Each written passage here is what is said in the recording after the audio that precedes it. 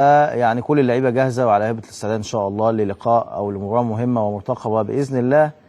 هو في العادي تنزانيا يعني مع احترامي طبعا الماتش كان سهل او ماتش سهل عامه في تاريخنا، يعني ماتشات تنزانيا يعني اعتقد بنكسب كتير وما بقاش فيها شد جوا جذب كتير، ولكن الحاله اللي احنا فيها ما بقاش فيه يعني بنخسر من فرق ما بنوصلش تصفيات، ما بنوصلش يعني افريقيا من فرق قليله بكده، افريقيا الوسطى والكلام ده، فلازم ناخد الماتشات كلها بشكل جدي. وبعدين احنا عشان بعيد عن القاره دلوقتي بقى 3 سنين، بقى الناس تطمع فيك عادي وشايفه ان انت بقيت اقل من مستواك، ان انت لسه ما رجعتش، فعادي كل الفرق ممكن تكون حاسه انها ممكن تيجي تعمل مباراه مهمه او كبيره عليك في مصر، وده يمكن لازم تبتدي الماتش بشكل صح، تشكيل صح، تضغط من الاول، تخلص الماتش بدري عشان تخلص من الامور والضغط والعصبيه اللي ممكن تحصل لو الامور فضلت معلقه الى 0-0 مع الفرق الصغيره دي بالذات.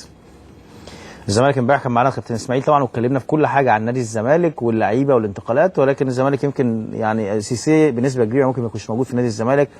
الزمالك بيرحب بعرض الاتحاد الاسكندري عايز عبد الله السيسي، حسام حسن عايز عبد الله السيسي بشكل قوي، يمكن كان من الناس اللي ليهم تاثير ان هو يرجع تاني نادي الزمالك. عبد الله السيسي مع حسام حسن لما كان ماسك الزمالك كان مرحب جدا بفكره ان يكون موجود في نادي الزمالك. طبعا ما بيلعبش عبد الله السيسي، وعبد الله السيسي هو الاعلى اجرا في نادي الزمالك، بياخد حوالي 550,000 دولار، طبعا ما بيلعبش خالص، وبالتالي هي خساره ماديه بالنسبه لنادي الزمالك. الزمالك ما عندوش مشكله ان هو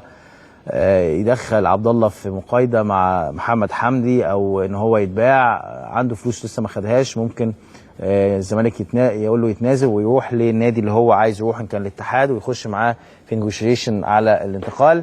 الزمالك عنده ادوات كويسه جدا يشتغل عليها انه يجيب لعيبه كتير كويسه، لكن سيسي حتى الان لم يقنع. في 9 مباريات، كابتن اسماعيل امبارح كان بيتكلم في 9 مباريات لسه، ممكن سيسي هيكون موجود متواجد، يكون ليه هو اللي يكسب الزمالك الدوري، يعني ان كان لو الزمالك كسب في لعيبه ممكن تحقق المفاجاه، في ناس بتطلع في اخر لقطه هو اللي بتاخد اللقطه كلها بتاعه الموسم، شفناها كتير جدا، لعيبه بتكون بعيد قوي وترجع هي في الاخر، لكن حتى الان سيسي ما اعتقدش انه هيكون موجود السنه الجايه في نادي الزمالك.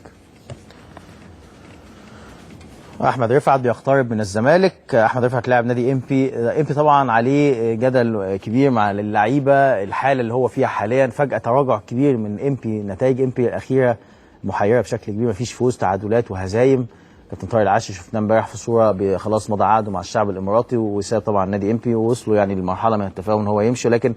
واضح ان امبي في حاله، اللعيبه كلها مشتته، اللعيبه المهمه مش في حالتها، كله مركز هيروح فين السنه الجايه،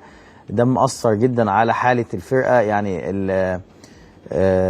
امبي من زمان هو في النقطه 61، من اسبوع كمان 27 او 28 وفي اسبوع 33 لاعب 33 اسبوع في الدقيقه او في النقطه 61، قعد فيها كتير قوي الحته دي، بعد ما كان قريب قوي من نادي الزمالك وكان بعيد قوي عن النادي الاهلي، يعني النادي الاهلي اقل منه 3 مباريات حتى الان وبنفس عدد النقاط، وفرق بينه وبين الزمالك 9 نقاط واكتر من الزمالك ب4 مباريات. في طبعا مشكله في امبي اكيد فنيه، ولكن دايما تفضل ان امبي من الفرق اللي عملت موسم قوي، اللعيبه كلها زي ما قلت لكم، رفعت، كهربا، صالح جمعه، يعني طبعا اللي بيلعب في البرتغال، ولكن لعيبه كتيره، ناصف، الحلواني، في لعيبه كتيره، اسامي كتيره بتتكلم على